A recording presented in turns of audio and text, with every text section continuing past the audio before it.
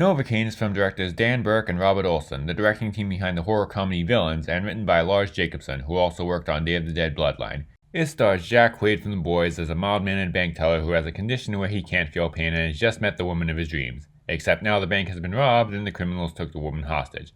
Now he's gone rogue to get her back, often using his condition to his advantage as he goes against the bad guys. Hey, are you tired of action movies where the hero is some kind of invincible machine that can go through hundreds of men at once without even getting hit? Well, here's a movie where the hero pretty much constantly gets his ass kicked, right before killing the bad guys, of course. Actually, most of the time he kills the bad guys by doing something that would really hurt him if he could feel it. And it is a fun time. It's got that over-the-top violent action that you'd see in something like Crank. It's not a realistic depiction of the condition that he has. Oh my god, you're a superhero! Right after she says that in the actual movie, he gives a sarcastic remark about how his power is just that he can get seriously hurt and not even know it until he gets bad enough. But you wouldn't know that she's wrong from the way that it's portrayed here sometimes. There are points where he suffers some injury where even if he couldn't feel it, his body should at least be more damaged. There's one scene where he gets impaled through both legs, he bandages them up, and suddenly he's walking as if nothing happened. At another point he breaks his thumb, bending it backwards. A few seconds later he puts it back into place and it's all good again. It's not realistic, and it doesn't pretend to be. And even though he can't feel any of it, the violence is brutal. You will probably squirm a few times, but it's also played for laughs a lot. Like there's a scene where he's being tortured, including getting his fingernails ripped out with close-ups that wouldn't be out of place in an Eli Roth movie, but he still has to pretend that it hurts, and his fake reactions make it just as funny as it is disturbing. There's actually a lot of good humor in this movie. Dark, violent, at times hard to watch humor. Also, I'm not familiar with Jack Quaid, I don't have Prime so I haven't seen The Boys, but I did see him in Companion earlier this year. Either way, he was good in that role as the fake nice guy villain, and he's good here as the action star with comedic chops. The beginning also leans a little more into the romance aspect than I was expecting. If I'd walked into this movie without knowing anything about it, I might have presumed it was a romance movie until the bank gets robbed and people start getting murdered. Quaid has good chemistry with the girl, and while it's still basically just there to give him a motivation, it still feels like the beginning of a relationship that would be fleshed out over the course of a more romantic movie. You can tell that she'll draw him out of the overly cautious life he's been in because of his condition. It's just that he's gonna do that by pulling a gun out of an oil fryer with his bare hand to shoot a bank robber in the head. Hey man, you okay? At its core, it's a gory, fat-filled version of a love story. And it's a much better one than Love Hurts. Call it Love Doesn't Hurt. Granted, the romance isn't a strong point in this movie, but then again, the other one is Love Hurts. Don't get me wrong, I like that movie more than most people, but the romance stuff was a complete mess. Anyway, this is a fun, albeit gruesome and over-the-top time at the movies. Action, comedy, violence, a hint of romance, it's everything it wants to be.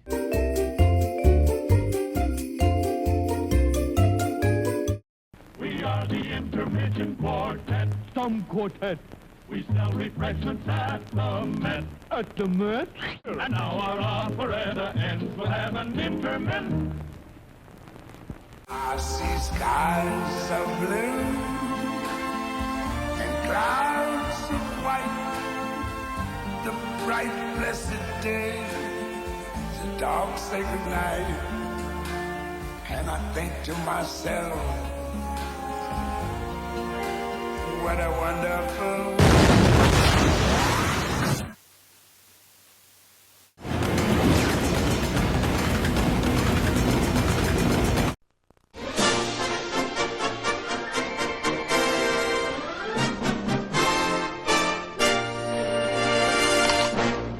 The Day the Earth Blew Up is the feature debut from director Peter Braungart, who worked on the most recent iteration of Looney Tunes cartoons and created the show Uncle Grandpa. I haven't seen the latter, but from what I heard about it, ignore that and just focus on the Looney Tunes stuff. That's a really good version of it. And written by... there's no way I'm listing all those names. This is the first ever fully animated Looney Tunes movie, done entirely through 2D animation, a true continuation of Warner Brothers' rich cartoon legacy. So of course Warner Brothers didn't want it, but this time they actually sold it to a smaller company called Ketchup Entertainment. In my most anticipated video, I talked about the possibility of this movie's success possibly getting Coyote vs. Acme close to release, and I said, therefore, if you don't go see this movie, I will track you down and drop a fucking anvil on your head. Well, I'm gonna need a refund on all those anvils because people can't be blamed since most of them probably didn't even know about it. Being a small company, Ketchup probably couldn't afford as much advertising as Warner Brothers could. I've seen ads for it on Instagram, but that might just be because of my specific algorithm that they're giving me these ads. Either way, I'm doing my part to make it into a word-of-mouth success with this video. This movie exists, and it's good.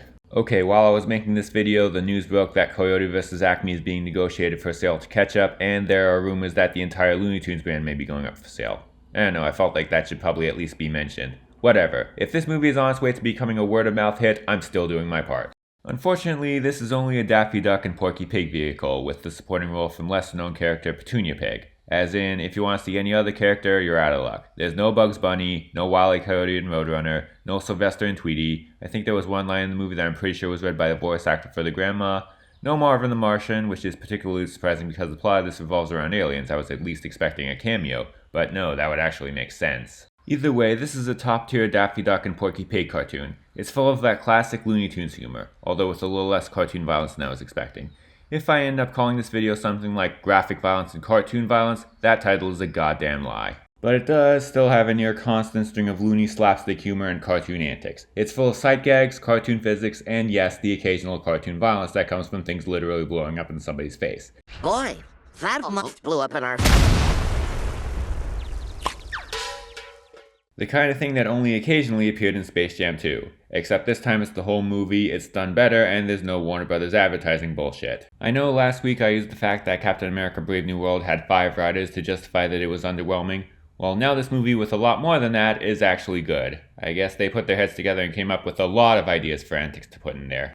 But no, this isn't just a long cartoon. It's an actual movie with a real story, character development, and even a few plot points I didn't see coming. Specifically, it's supposed to be in the style of B-movies of the 50s. Here, aliens have come and are using altered bubblegum flavor to turn the human race into zombies.